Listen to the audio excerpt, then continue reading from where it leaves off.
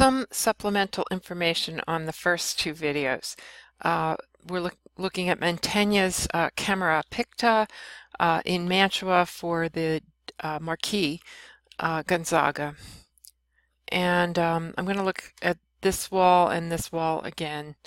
I wanted to say that yes, in the video they suggested there is the Marquis himself with all of his sons, including the second oldest, who is a cardinal, another one who will become a priest, and then the others who wear these tights, who don't wear the long dresses, are not going to become priests. They will marry and continue the family. This is the oldest son here.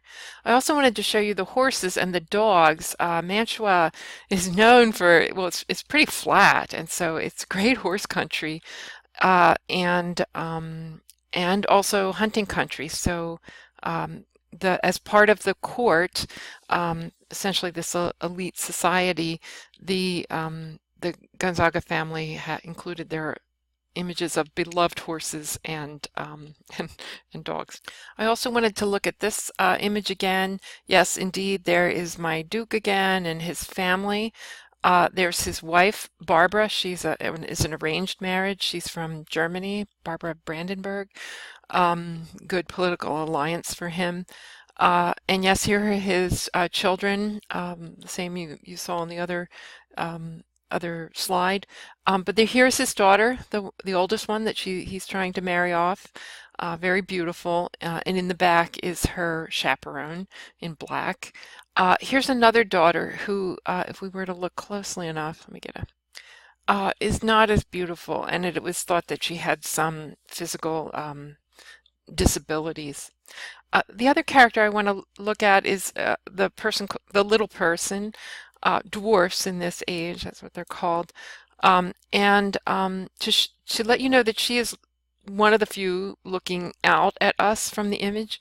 That was always the person who connected most with the audience in this linear perspective age. The person who looks out is really the person in the composition who looks out as the connector between this fictive world and the real world.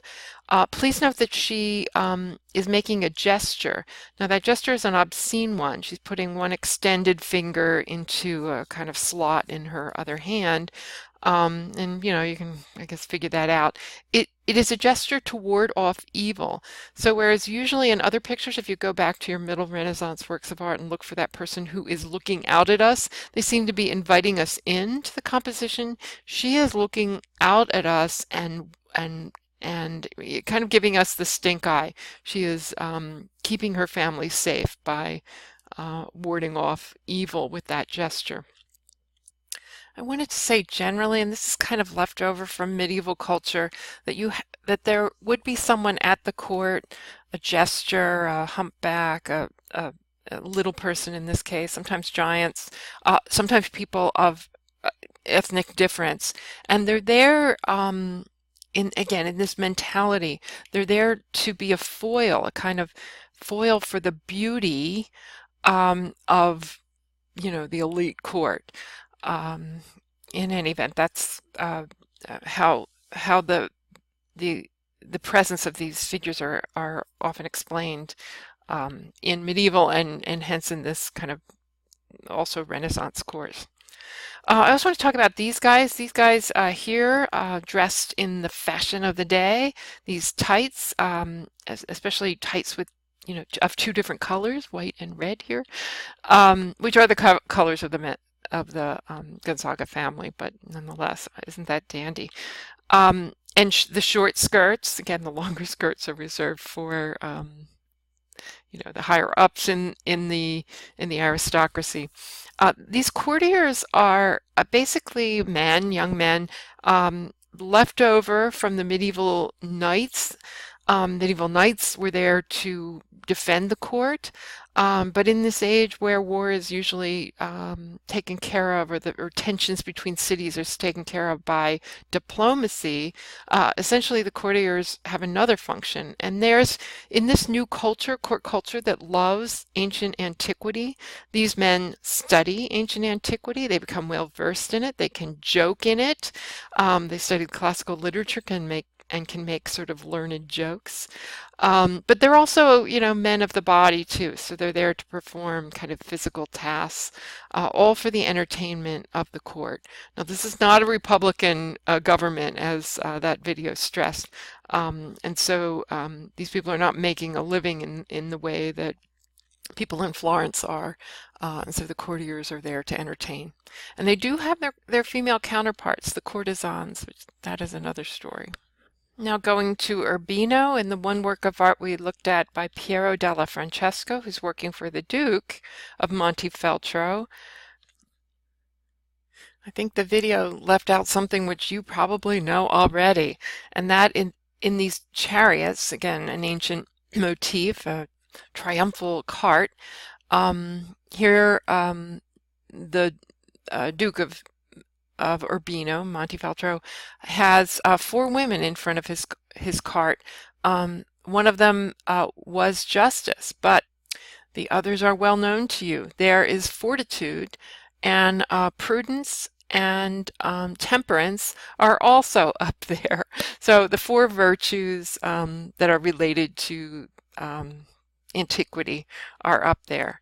Now then, not surprising, in this chariot led by, these are called leocorns, so it's a unicorn, but they have lion's heads, that here the deceased Duchess of Montefeltro, on her chariot you have Faith and Hope in the front. One suspects that Love is up there as well, and then in addition to Modesty. So in any event, these virtues you've seen before, here they are being utilized to speak about the character of the Montefeltro dukes and duchesses. And I just went very briefly. So Piero della Francesco, I mean, that's a very beautiful portrait. Those were beautiful portraits that he produced. But I wanted to show you something maybe more typical of his style, which is a very quiet style. Yes, he's a middle Renaissance guy. He loves that linear perspective and, the modeling, the shadowing, all that stuff. He's, again, engaged with classical antiquity.